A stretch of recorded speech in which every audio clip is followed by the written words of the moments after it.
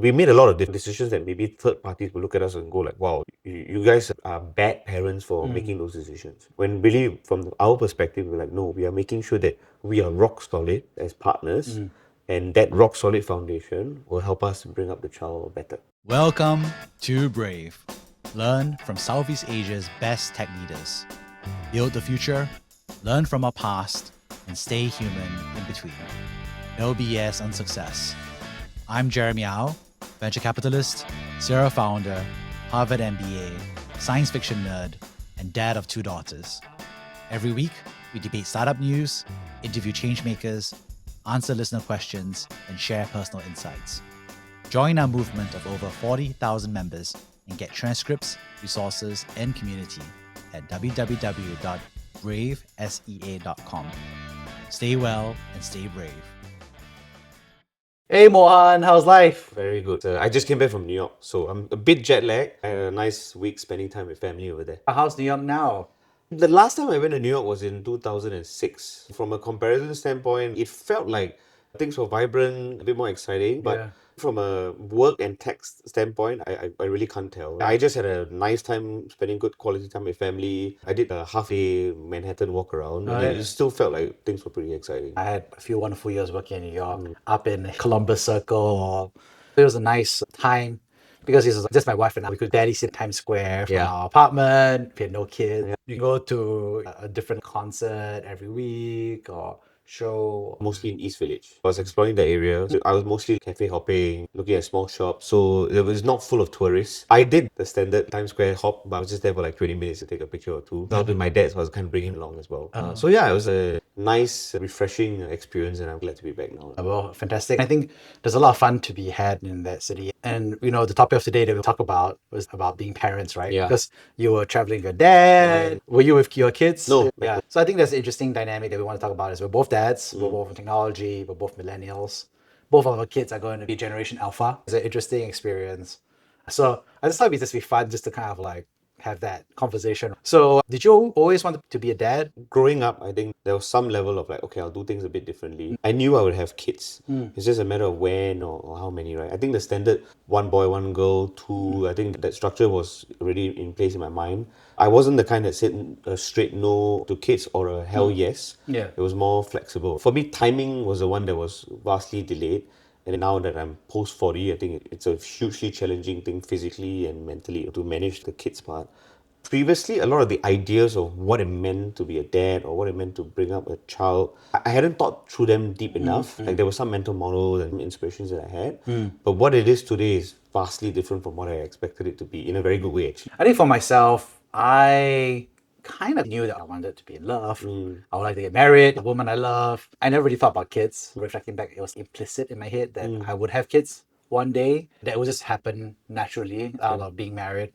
I think it was only when I started like dating, and then I was like, okay, you know, this is someone I can raise a family with, and then you start, you know, thinking about whether to propose. That time frame is when you're like, okay, this is, because you're not making a decision about whether you like going on dates with her, right? You're thinking about whether you're going to do a permanent thing with her. And then that permanent thing is marriage, and then marriage means you discuss whether having kids or not. So I think that's when you kind of like, okay, when I have kids. But even so, I would say I never really planned on having kids. For me, it was fundamentally just serendipity / luck / accident. Did you feel that at the later stage, the ability to have a family with this person was more important than just purely being able to live with this person, or how did you approach that? Yeah, I think that's such a good question because it was never so explicit, but definitely there were people that I dated that were a ton of fun. At some point, I was just like, this is not a healthy relationship. The way we were handling conflict was it, you know? And then you're just like, okay, this isn't good for either of us. It's not because of you or me, but it's clearly like when good times are good, they're really good. When bad times are bad, they're just horrible. But clearly we're not moderating each other or making each other worse during those fights. And obviously now looking back, maybe I'm like, okay, now that I'm older, she's older, maybe we have more ability to, you know, lower the harshness of your startup in terms of how you enter the conversation. Don't use triggering language. Use I statements. I feel Reduce the emotional delta anxious when you do that rather than You are an asshole. Those are things you slowly learn as you get older. Her and I, when we was just both of us were still younger, and nobody taught us this stuff. I think there's the negative version, which is like avoiding harm, avoiding negativity. You can imagine a future where you build something together with her, right? Now, I don't think it was very clear to be like, oh, she'll be the mother of my kids, which some people seem to do it. I was reading this very interesting book, and this book was talking about how like what can you change about your kids and what you can't change about your kids. And I think the book is called Selfish Reasons to Have More Kids. It's a good book about, it's unashamedly kind of like a positive argument to have more kids, right? Yeah. From an economist perspective. So that was interesting. One thing he said was quite interesting, which was if you really want to choose a child, genetics is a big part of it. Who you choose as your spouse to have that kid, that's one of the biggest decisions you're going to make.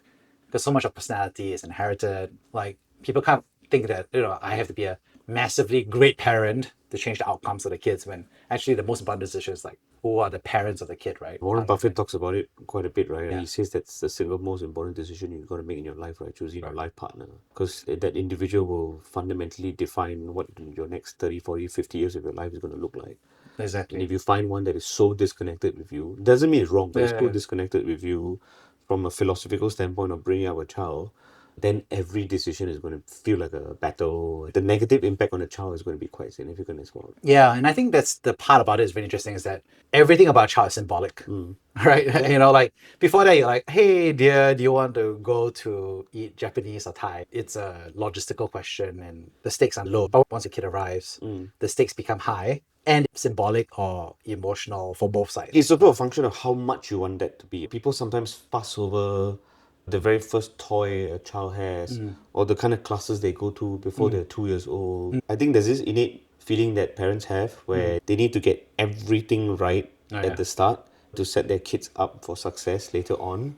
There's this fear that if they don't get it right, it might affect them later on. If you give yourself as parents so much pressure and then you start fighting over what is right and what is wrong, for us at least, that's not the approach we choose to take. We do realize that a lot of a child's success is serendipitous. It's a function of so many things. The things you do at the early stages, sure, they can play an impact and role, but they're not the only things. We don't try to make too big of a deal of it. Yeah. We just bought Olive her first doll this week. On some level, people might fuss over the gender of the doll, the color of the skin, what kind of doll is it. But for me and her, right, it's really just, okay, let's see how she's like, and then let's react from there. We're basically trying to inculcate a sense of, hey, what if there's someone else in the family? How do you share more? How do you love for something that looks a bit more like you? And just learn from her to see how she reacts to it. So I think sometimes there's also too much pressure, right, on what is the right thing to do, at what age, at what stage. I try to just... There's one book I read, actually. So I made it a point to try to be more hands-on and active when my wife was pregnant, to at least make her feel, but also make myself feel like I am putting in some effort in the process. So reading was one aspect of it. There were two books I read. One was the book you wish your parents had read. The second one, I think it was called Crib Sheet, but I can confirm with you after this. It was a very economics view and statistical view on parenting. So it had big data on breastfeeding or bottle feeding. They had data on baby's weight, how much a baby's weight goes up or down in the first 6 months. It provided a data-centric approach to raising a child and not feeling emotional triggers when things don't feel like they're working the way I want it. So that was quite powerful. If you don't breastfeed, it's perfectly okay, because the data basically says actually doesn't matter. Everyone thinks, oh, you must breastfeed, in the first couple of years. If not, the child might not be most mentally primed. But factually speaking, that's not true. So that really helped. I really like what you said about the fact that everything feels like it must be charted out forever, right? And then, like what you mentioned, I think data is another version of that. Generations ago, parents didn't know or didn't have to care about the entirety of their child's life. Did your kid have the right educational toys in the first few months? Yeah. Because that will prime their neural centers, that will determine their academic future, which will determine their career future, which will determine whether they die a happy or sad person. Right, yeah, the way people discuss these things. You're like, wow, everyone's thinking about the entirety of my child's life. And I was thinking to myself, like, man, like probably like 10 generations ago, when people were farmers, they were like, oh, my kid's gonna be a farmer like me, right? The kids survived past one. I think Well, that was the exactly. immediate pressing need. Exactly. Most kids didn't survive one, like you said. A lot of them died before the age of even 16 or 18, right? Just have kids, enjoy what they're around, try to take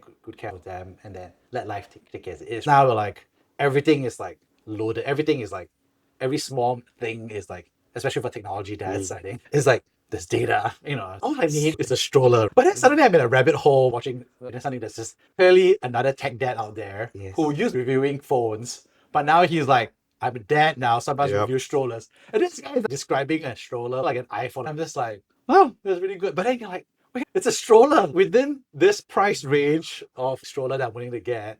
The absolute difference between whether it has a phone holder or not, or how collapsible. But I'm like, this is the level of neuronal. The stroller point is spot on. I was tasked to figure out the stroller. I didn't take it seriously enough until I went to some baby fair and I was like, what the hell? There's so many brands and there's a whole range, big wheel, small wheel, and basically I was just overwhelmed. And then just like you, I watched videos and everything, right? In the end, right, what I ended up doing is I just went for the stroller that my wife's best friend had and I just picked that.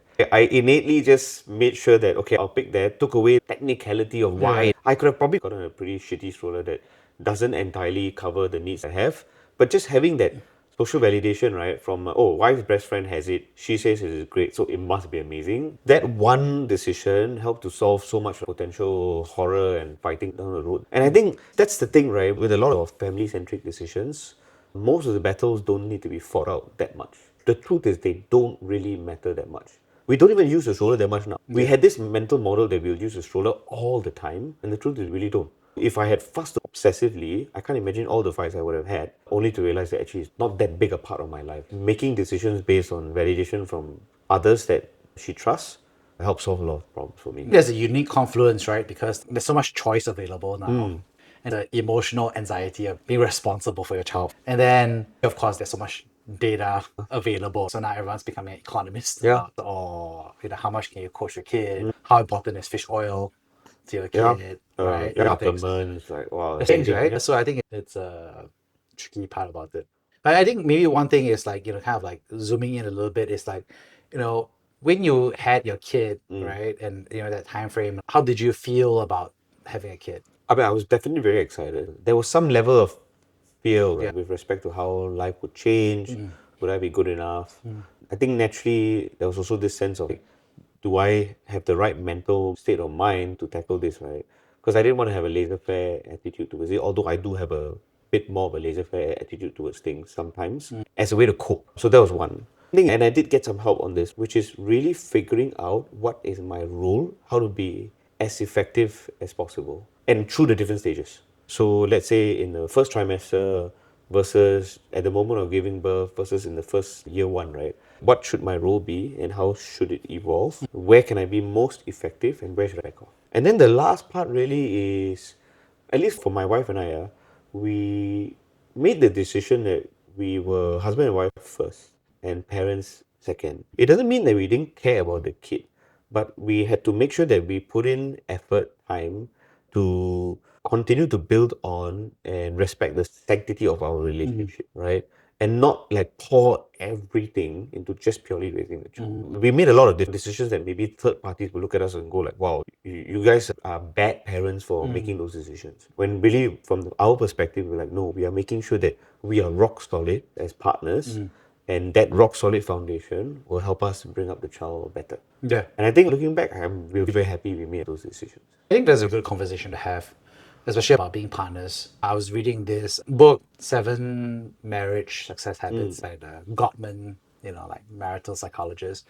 They had this anecdote, which I thought was very relevant. These scientists measure relationship success and they see which couples make it over the long term through divorce. And so they use a mixture of quantitative, where they have a lab to observe couples, but also qualitative measures like how they talk to each other. I think for most dads, a common error they make is that they underestimate how much their wife becomes a mother. Biologically, you're pregnant, your body's full of these hormones, priming you to love your child, otherwise the child's not going to survive. So you are being rewired in that sense. I mean, biologically, you start your relationship with the baby 9 months earlier, right? From a dad's perspective, you're outside watching mom, they feel the kid inside them. Obviously, they're sharing the same food, the same hormones and everything, and they can feel the kid kicking. So they start the relationship earlier than the dad, right, as well.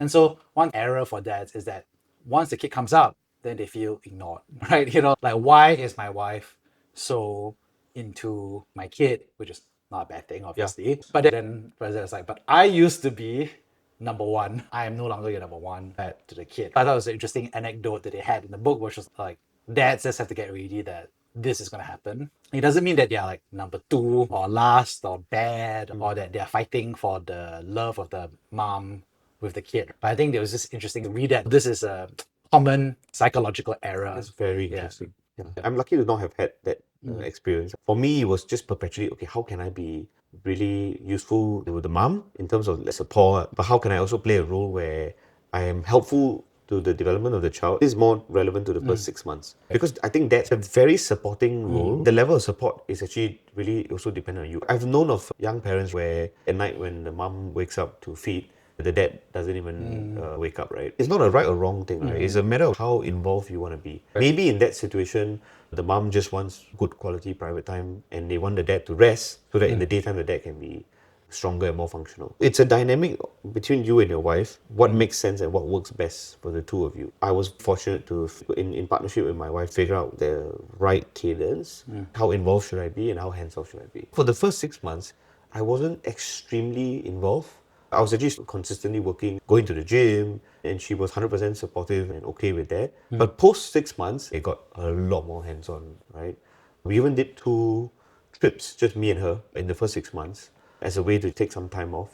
I could feel from people in my circle that it was like, oh, how can you be doing that? But for us, it was amazing. And that laid that foundation of like, okay, husband and wife first, mom and dad second. Right now, I think that has laid a great foundation such that we have a very healthy balance in how we spend quality time with each other and quality time with the child. One interesting dynamic is checking in with each other a lot. I think that's quite difficult to do because I think everything's running around, there's much logistics, everything's changing. I think one thing actually I found easier compared to last time is there's a lot more information. There's so much advice out there that's easily searchable, or you can use AI. There's a book we used to read, What to Expect When You're Expecting, which is a guidebook for the first trimester, second trimester. They have a version for when a kid is 1, 2 years old. There's so much advice because, for example, the question about sleep routines and training, just Google it and the answer comes out. You don't have to rely on grandparents' wisdom. You just have to search it and it's right there. I remember there was a lot of advice that had like a goal being like,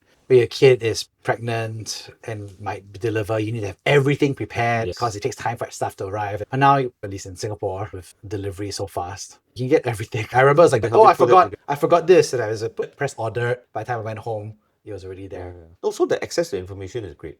The tricky part is stopping yourself from perpetually looking at information and trying to figure out, oh, what am I not doing right or what is wrong, right? I think that healthy balance is key. One example is that in the early days, we were definitely exposing our child to Miss Rachel and some of those content shows and all that, right? Yeah. And I think on some level, there's the wisdom on like, screens and all that are not healthy, but that has helped her a lot with speaking faster than her classmates or being a lot more interactive. Right now, there's a 100% ban on screens. We started this since late last year. The Singapore government came up with a lot more guidelines, and I personally decided, let me do more research. The research says below the age of 5, it is quite detrimental. The upside that you get is not better than the downside, right? We decided, okay, hard stop. Let's instead spend more quality time. Let's do more outdoor activities and all that. So on some level, I think information can tremendously help. But on a lot of other levels, too much information can be a bad thing, right? Especially when you start comparing it with peers. I think this is something I don't do at all. I never compare myself with peers, whether it's family or friends. I very actively don't talk about it because I just don't want to get into that rabbit hole of comparison and then starting to feel like, am I not doing something right? Or what should I be doing more to compensate for some deficiency or lack of progress from the child's standpoint? These are very deliberate efforts. I find it relates a lot to company building in some sense. You've got some founders that always obsess over what the competition is doing and then perpetually react to like, oh, a competitor launched this or announced this and what is our response to that, and let's go spend the next 6 months building stuff that our users don't need because the competitor did it. I think that reference point is important. It's really about how do I bring out the best based on what he or she is capable and interested in, and then figure out along the way from that. I think we talk about company building. Our first kid was an accident. The tricky part was that it was the pandemic. We found out around May 2020, right? So for me, it was like watching the news and then people were dying from oxygen all around the world. It's like a zombie apocalypse, right? And then it was a tough time because everybody's like this mystery disease. There's no vaccine. Everyone's just running around like a crazy person. And I always remember that obviously there's a lot of anxiety about having. And then I was just kind of scratching my head a little bit. And then I was like, you know what? I'll tell myself, I got 5 months. I was like, if I can build a company in 5 months, I can do this child You have thing. time to figure it out. If I can build a company in 5 months, for sure I can do this kid thing. Billions of people across generations, tens of thousands of generations, to figure out how to have a kid. I'm just repeating the exact same thing. There's a process. Yeah, spot on. You know, like, so today is the same thing. Not only that, I have Google. At the time, there was no ChatGPT. So at the time, I was like, I have Google, I have checklists, I have friends I can call them, Communities. I have in-laws, I have an OBGYN. So it's like, why am I so anxious about this? I got 5 months, you know? Anything in 5 months. I was just like, oh, I'm very anxious. Once I had that thought, I was like, oh, I can build a company in 5 months. Did that happen right at the start, or after you went for the first scan and you saw the little peanut in the screen? I mean, obviously, I think the debate was for about a few weeks to a month because, you know, also it was like pandemic, so we couldn't like talk. I don't know. This is the classic story where I'll be like, if I had it, I would be in a bar, you know, drinking alcohol and beer, and you know, At that point, there were so many worse things to be thinking about. it was a tough time. So I think it's about a month because there's a lot of turbulence. After I was just like, you know what, Just figure out. just try. And it worked out. So far, so good. But it was funny to become like that founder mode. I was like, I didn't change from founder mode. And I was like, you know, like Google. The mode for Product market fit. It's really the process. cliche, but it is true. It's only a linear amount of effort you have to do, right? The first question you ask is going to be like hospitals to go to, or, you know, like you said, breastfeeding or bottle feeding. There's a linear amount of questions. I mean, women have it so much harder, right? Because for them, their bodies are literally changing on a daily basis. Then the emotions, the appetites, everything is going through a massive cycle. For me, my wife was a huge inspiration because she was dealing with a whole bunch of ups and downs. In my mind, I was like, I have no place to be stressed out or frustrated because what she's going through is way worse. I have this thing where if I'm in a bad situation, I will always reference myself to individuals that I know within my network that are in really difficult situations. Right. And I'm always like, look, my situation is really not that bad. You know? Yeah. It just helps make things a lot easier, helps ground me on some level. It just fundamentally is a psychological trick to make me realize it's not that big a deal. Just get over it and get to work. You know what it reminds me of is I read this book, and I hate to share this, but I bought a book called The Dummy's Guide during pregnancy. Wow, I still buy those books. I bought it. It was very helpful. I mean, it's an ebook. But still, it was good. And I think it was a really good moment. I think that I always remember the advice that I have is like something along the lines of like, he has this like mildly snarky tone. And he was like, yes, you feel like your wife's request is unreasonable. But remember, she's having a kid. She's having your kid. And so she's going through a lot of the work, both the emotional and the physical work. So go and get her that glass of ice. Or, you know, like fact check your reality. Because I thought that was a really funny part of advice, which I found quite useful. Because sometimes when before it was like, you know, I'll do my own thing, she'll do her own thing, whatever it is. Then after a while, she's like, but of course, when you're pregnant, then your wife is going to be like, hey, Jeremy, go do A, B, C, D, E, F, G, X, Y, Z. Right? And you're like, what? And in my head, I was like, yeah, but she's having a kid, which is like more than A to Z times 20. She could be wrong, but she's not. Right? In that situation, that period is the one good solid period where she can give the most unreasonable requests and I will happily do it. She's building the Great Pyramid, and you're just like, oh, I have to hold a brick or 10 bricks. But the truth is, he's not entirely in control of the situation. Even if the request is unreasonable, it is what it is. The best you can do is be supportive and help alleviate it as much as possible. Just do whatever food she wants, get wherever place she wants to go. And I think this is a good piece of advice because it's just the psychological evolution, right? Which is that you used to be just you and her, and you had that way of being with each other for so many years and your own patterns. But once you have a kid, the pattern changes and you have to readjust. So did you feel the need to get support as the male role in this? Did you feel that you needed to get support externally, maybe from other dads? Was there a time when you needed that? Yeah, I think for the first kid, because it was unexpected and unplanned, it was very confusing, and I needed to call a bunch of my friends who were dads just to get a sense of what's the pulse or the set of decisions you need to make and get a lay of the land. So I think that was a helpful piece of it. But I think the tricky part for me was just, again, it was a pandemic, so there wasn't a lot of support. I did have to I engaged a counselor before my first kid arrived. I did it because, first of all, there was a pandemic, so there's no one to talk to. So the only people you could talk to in person at the time was medical counselors. I remember. But I think the other part for me was that I found out that my kid was going to be a daughter. And what I realized all of a sudden was that, I started thinking to myself like, oh, my daughter's going to die. And obviously there's a pandemic, but there's also some deeper belief structure. In junior college, my girlfriend passed away from cancer very suddenly.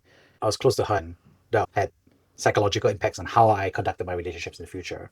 But also I was quite close to her mom. And so I empathized with her loss as a parent. Yeah. Very painful. I never knew this for years. But once I found out my girl as a daughter, I was like, oh, she's doomed to die from cancer. It was like that negative thinking, what do you call it, PTSD, the wrong belief structure, right? And so I was like, I have a daughter, like, oh, she's gonna die. So you sought out counseling to help you navigate through that. to process their feelings or that process, right? So the counselor is very much like, okay, why do you believe this? And I'm like, don't worry, I know exactly why this is coming up. It's pretty obvious. Like, Just helping A you, to B. you knew it, right? Yeah, so I was like, I gotta go to the A and discuss this, and then we kind of talk about this. And I think it was quite helpful because the counseling was just quite straightforward. The interesting piece of advice that I got was just like, obviously, becoming a dad is a new role. That's one.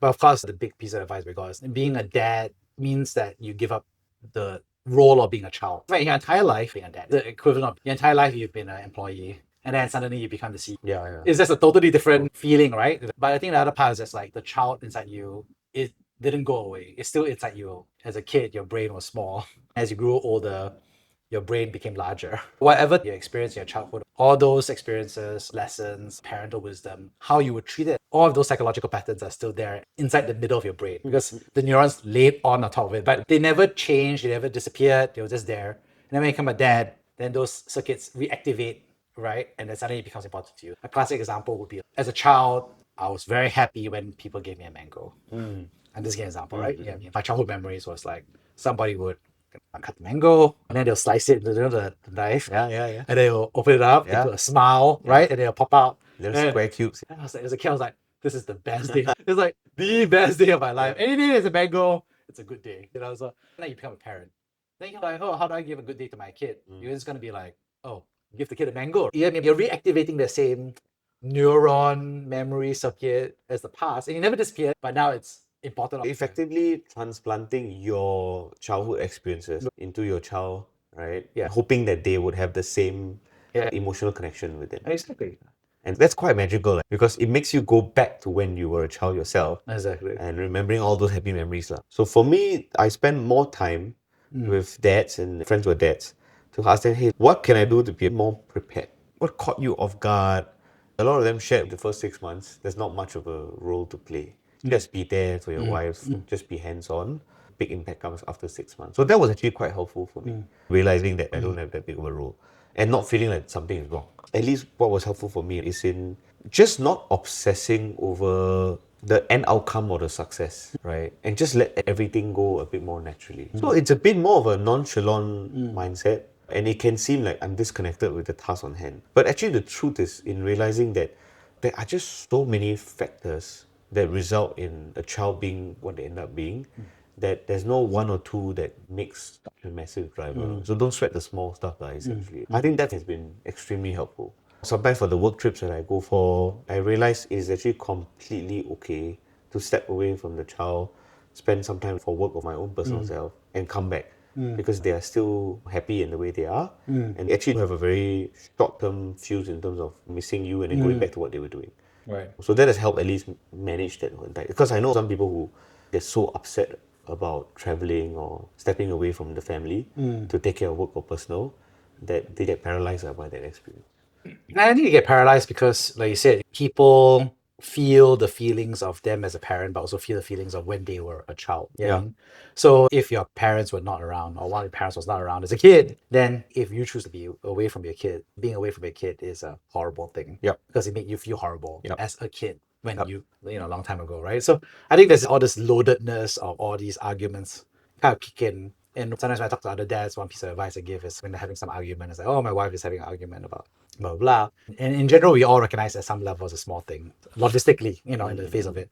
But I think, for example, what school to go to, one useful thing I've shared as advice is like, it's worth asking your partner, is like, how does this decision relate to when you were a kid? Instead of arguing about, is this better or worse? For example, is it okay for the kid to be left-handed? I don't know, it's a crazy one. But all the way to, these are kind of toys they should have, or whatever it is, just ask your partner and just say, how does this relate to when you were a kid? So much of what we have in life is in reflection of the experiences we've had growing up. Just asking them, how does that relate to when they were younger? Makes a world of difference because there could be a deeper unfulfilled need that they want to bring out or Right. see develop in their child now. Sometimes that could be with, let's say, music or even access to certain things like toys, for example, right? Because they maybe didn't have a lot of toys growing up, they want to make sure that the kids have everything. Yeah. So that realization is important, but it's also important to make people realize that they shouldn't be projecting their own negative or positive experiences too much on the child. They should balance between what they think is right and based on the observation of the child, what makes sense. At least for my child, she really doesn't care much about toys. So buying toys for her, although I really enjoy it. Growing up, I used to go to Toys R Us a lot. Not to buy stuff, but just like visually just go nuts by the possibility of playing with them. But with her, that effect isn't there. And I've realized there's no point in buying more stuff for her. She does so much better with books or going out to the park than with toys. That balance of realizing what works for the child versus what you think works is important. I'm so curious, what else have you brought from your childhood to being a dad? Deep connection with family. And when I say family, I mean extended family. Everyone from grandparents, uncles, aunties. I've had an amazing childhood. I've had a lot of good quality time with extended family members, whether visiting them or traveling with them. That has been quite meaningful in shaping my life. I'm thankful that my wife has a very similar outlook. So for us, it's important to bring Olive to Malaysia to spend quality time with her grandparents. We did a trip to London last year. We spent a good 3 weeks with her uncles. That one was a pain point for me because of the extended amount of time. But at the same time, it was also a very good discussion with my wife on like, hey, look, building that relationship with the family members is very important for us. So it's worth that 3 weeks. So I spent the first week in Prague having calls at 4 a.m. It was a sacrifice that I made for the better good of development. I think that the family part is one. I think my parents gave me a lot of freedom and room for self-discovery that led me to get interested in gaming and everything else. Even for her, we try not to plow her with too many things that we feel are necessary and important and let her just figure things out as much as we can. Whether is it the way she wants to play or the kinds of other she wants to interact with or the activities that we do. We try to keep it a bit more open. The last part, which is on schooling, that's still the friction I probably have with my wife. I come from an environment of like neighborhood schools, healthy balance between schoolwork and having fun outdoors. Whereas my wife comes from a hardcore school is everything and getting an A trumps everything else. That balance we have not fully found yet, but it's also not that big of a priority at the moment. At some point, it will become a friction. We have to find a right middle ground. In an environment like Singapore, everybody loves to compare that or make you feel like if you don't focus on that, then you're not being a good parent. So I have to figure out a healthy middle ground along the way. It sometimes helps to have role models. We have a few friends that we really look up to and respect, that we feel are very good role models for. I think it's not a comparison thing, it's an inspirational thing. Like, we always tell Gina, I'm so inspired by how X and Y have raised their kids and they've done X, Y, and Z. What can we learn from that? And that has been helpful for us. It's interesting because it made me realize that one thing that's important for me is growing up, I just never really got to know my grandparents. They were just not around because they passed away. For me, it was such a shame and I never really got to know them. I'm always curious about them. I think it's important for our kids to have that time with their grandparents, my parents, right? I just think it's such a temporal, everybody dies. My parents will die, I will die, my kids will die one day. That time for them to overlap is precious, right? Precious for them to enjoy and precious for my kids to enjoy as well, right? And they get along. So for me, I think that's actually quite important thing that I brought from my childhood into my approach as a dad. At least for me, one thing that's unique is, of course, the fact that we are a mixed race couple, right? We both don't care for religion, although interestingly, we are both brought up in extremely religious environments. So the opposite, right? In fact, I was exposed to religion a lot growing up, and now I don't expose Olive to religion very much. Yeah. That's something that I've had a lot of exposure as a child, but right now I completely do not bring that part in on a more active and deliberate level because it doesn't mean much for me. But again, when it happens with the grandparents, we partake, we go through it, Of course. we do it in a respectful manner. But beyond that, it's something we don't do at all. It's interesting to compare, right? Like, what are the things that we bring, but what are the things that we actively block or just avoid? We're generation millennial, I guess. Our kids are generation alpha. Yeah. Right. So there's some of these like dynamics, right? One is like we have same day shipping for stuff. Like you said, we have lots of information and ChatGPT to figure out our child's issues. Also, our kids are growing up with a lot of technology around them. My kids, both of them like to carry their phones, right? Their fake phones.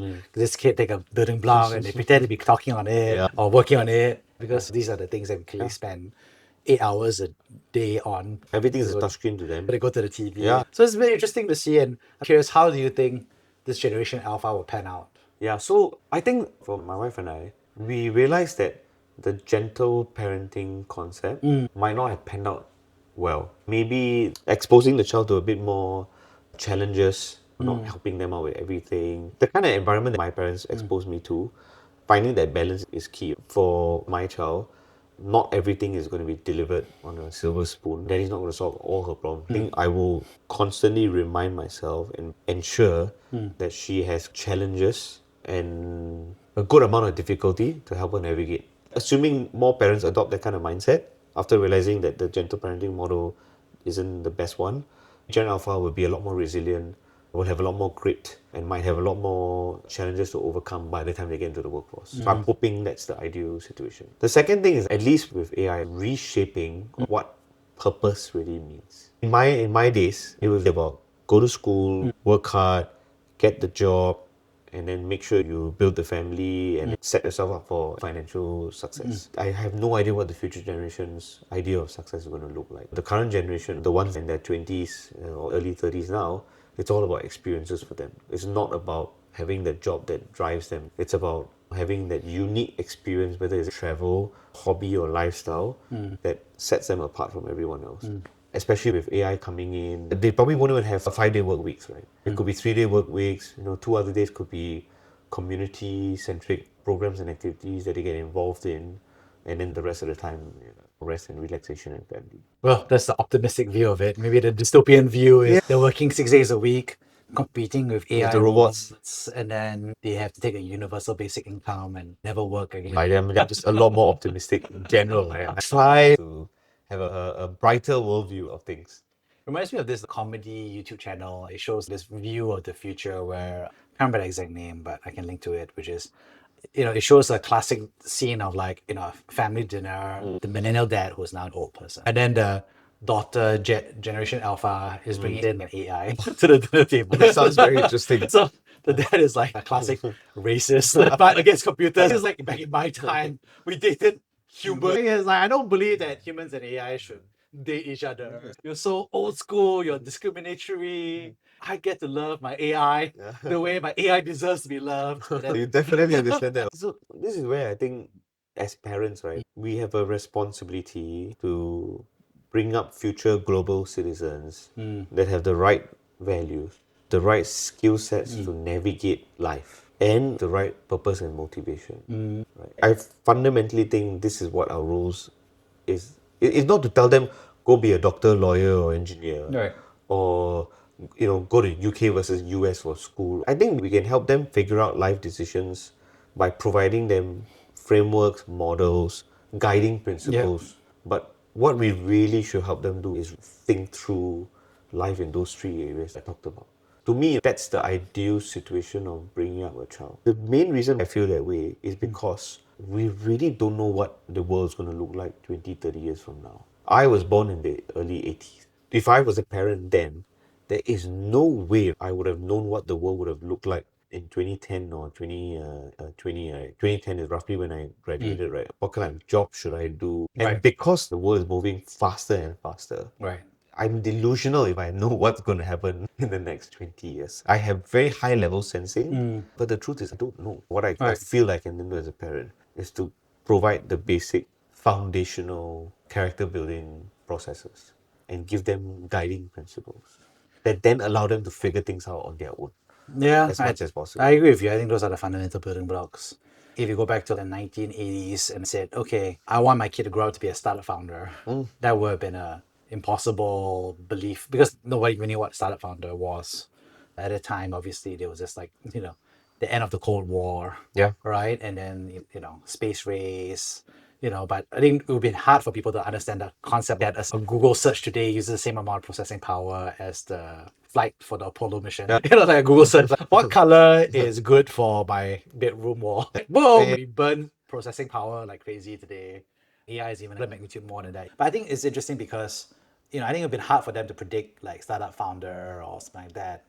But I think they could have predicted, I don't know, doctor, lawyer, soldier, civil service. There's a lot of Service, jobs that public service. there's still a lot of jobs that they could predict in the 1980s. Today, I don't know. I mean, when I look at my own kid, Generation Alpha, I'm not worried about jobs because I feel like as long as we're helping them figure out nutrition, have good nutrition, drink their fish oil, not have any trauma, then as long as they grow into that person, I think when we get closer to it around, I don't know, junior college or university, maybe that's when these decisions will be much more key. So I think now is for the core layers, the inner part of a brain that's being developed, right, as your brain is growing. Make sure we lay the foundations well, which is like, being able to be emotionally resilient, take risk, explore. So I think that's really it.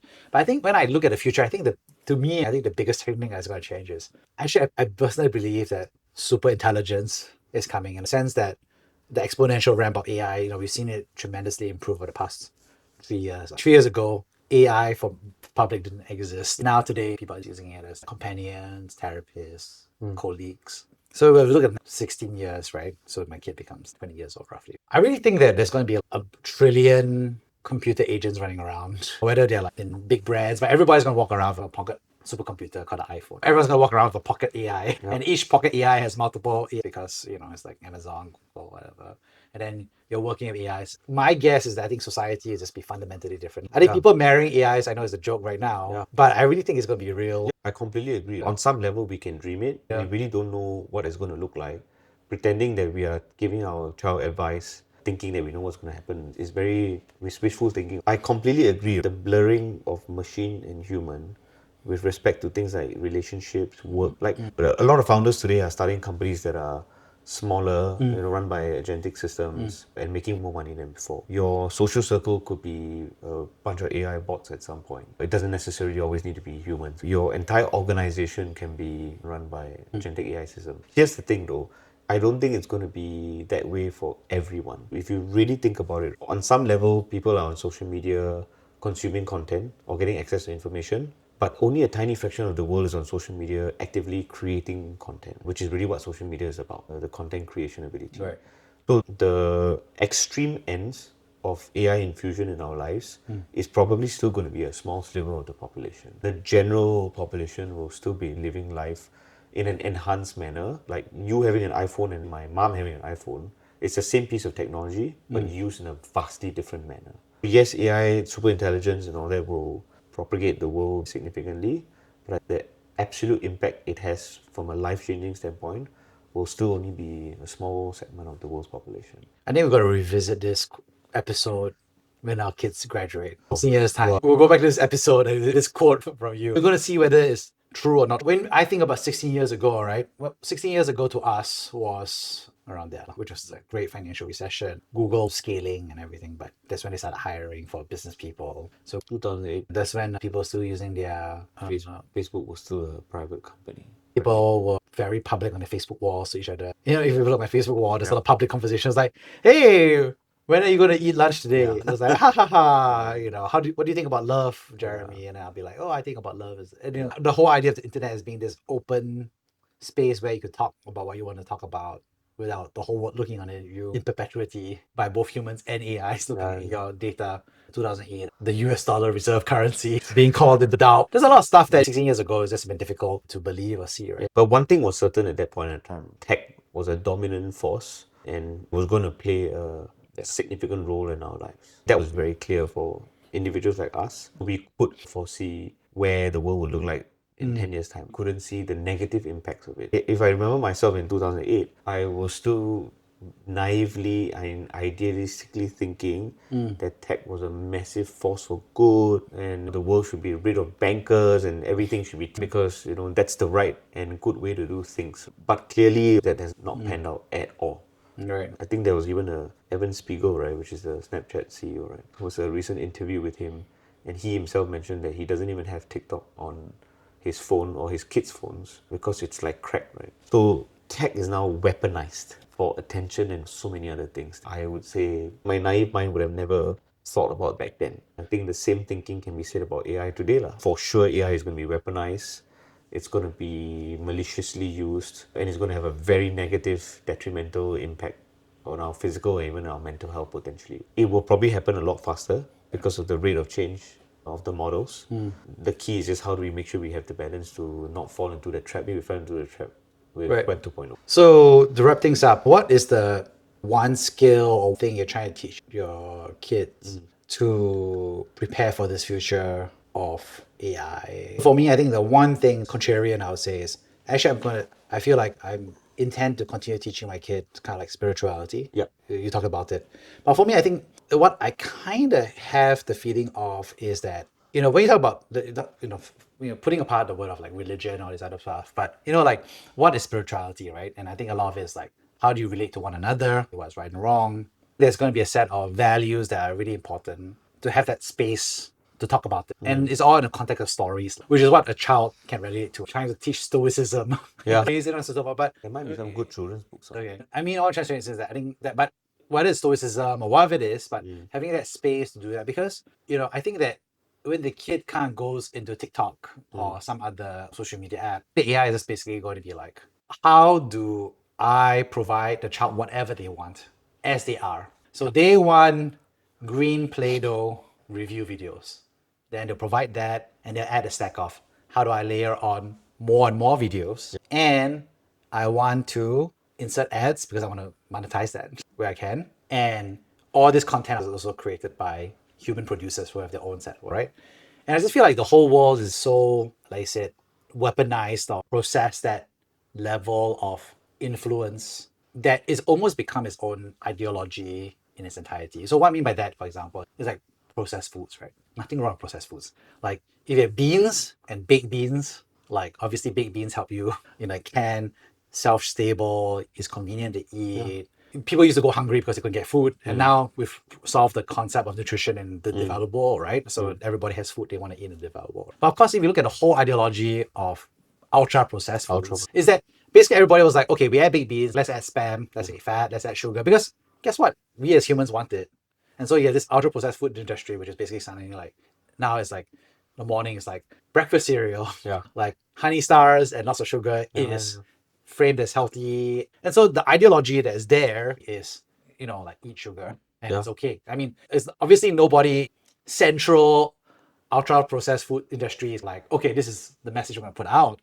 But in aggregate, nobody wants to sell the oat brand, unprocessed, no sugar cereal that's at the bottom of the shelf. The rainbow stuff with the cute rainbow bird. Exactly right. At eye level. As a kid, you're walking by and what you see is stuff that is non-processed is at the bottom of the floor, which is not valuable. What's valuable is this rainbow colored sugar cereal. And it's the same for everything. It's not intentional, but it's the outcome of everybody competing with each other has that. And then suddenly you're in a world where majority of society Is that weaponizing what's good? Yeah, exactly, right? Processed food is great. Let's weaponize it and maximize profits and returns. Ultra processed. So it becomes ultra processed food, right?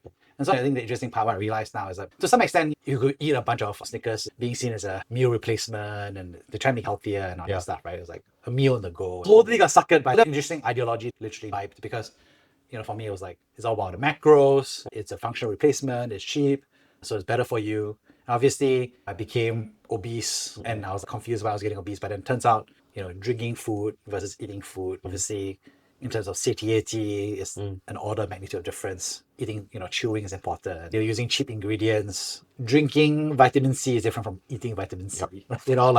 Because you took an algae and made it into chlorophyll, it's not the same as eating fish. Fruit bars and fruit are two totally different. At that time, I was like, oh, it's the same thing. Like, if I drink 5 of these a day, that equals to my calories for the day, right? So it became what I'm trying to say is like, when you buy a product, the product is actually an ideology in its own way. It reinforces that, right? Because I bought it because I thought other people were buying it. And as I got into it, the marketing, I was like, okay, this is a functional replacement for a meal. When I was working at my startup, people used to laugh at me because I had these crates of Soylent next to my work desk, right? I'll grab my Soylent and then chocolate one and I'll drink it. Then on my way home, I'll take one Soylent and drink it on the way home. And then on the morning, I'll take my caffeinated Soylent and drink it. Now I'm just like, oh my God, what was I doing? Now it's been debunked. Nobody drinks Soylent. Nobody thinks it's healthy. But at that time, it was the future of food. It was on Forbes. It was on Business Week. Everybody's going to drink Soylent forever.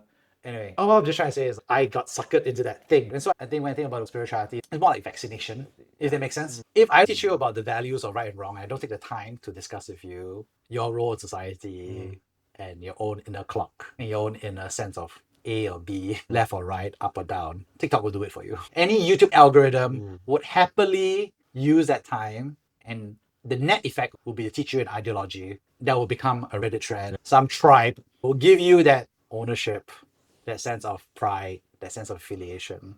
And that rabbit hole can go forever. If you want to get to know your child better, what he or she likes, take their phone and scroll through their TikTok feed. Because it'll be feeding them everything that they're interested in and everything that they like consuming. And that is most likely what they are into, whether it's sports, Minecraft, fashion, or gadgets. And it just converts us into a monkey, because instead of becoming our brain of who we want to be or who we think we should become, it just tells us what we want now. And what we want now is sugar, fat, dopamine hits. We just want it now. If you ask me now, Jeremy, what do you want now? I want a Snickers bar. If you make Snickers bar right now in front of me, most likely I'll eat it. People call me Jeremy a hypocrite. But I'll be like, no, I'm not a hypocrite. It's just that my higher order brain wants me to be healthy, not Your eat a bar. mind and body is My body wants to eat a Snickers bar. So the way I solve it by never ordering a bar as much as possible. and never having it around the house. Is that just how I solve? Then I don't become a hypocrite. Yeah. But monkey brain is like, now it's like, I want to watch a gaming video. But what is the one thing that you are, maybe it's contrarian, maybe it's different. So there's one quote that I shared with some friends earlier this year. I think it's a bit corny, but actually I think it's very powerful for me at least, right? It comes from the Ted Lasso show, which is be curious, not judgmental. I think for a child that comes naturally. The goal is to sustain that as long as possible. So for my child at least, when I see curiosity, I try to foster that, encourage that. And I try to relate that to myself too, especially now in the age of AI. This need to consistently be curious about what's new, what's interesting, what's changing, even opposes your worldview, is really important rather than to be judgmental or critical. I'm hoping through that I can be a better learner, a better dad, but also a lot more ready for the changes that are coming. I want to consistently spark that curiosity and foster an environment that embraces that. Because if you are able to be curious, the good thing about AI is that it will feed you that curiosity. The way prompt engineering works on some level is the way you structure your prompts, but you got to have the curiosity, the patience to ask questions and not just judge the outcome. If you're a lot more curious, you're a lot more willing to open yourself up to different areas to explore ideas. Right. That works with music, works with art, sports as well. So yeah, for me, be curious, not judgmental. On that note, I think that's a good way to tie things up. See you next month. Thanks for having me again. Thank you for listening to Brave. If you enjoyed this episode, please share the podcast with your friends and colleagues. We would also appreciate you leaving a rating or review. Head over to www.bravesea.com for member content, resources, and community. Stay well and stay brave.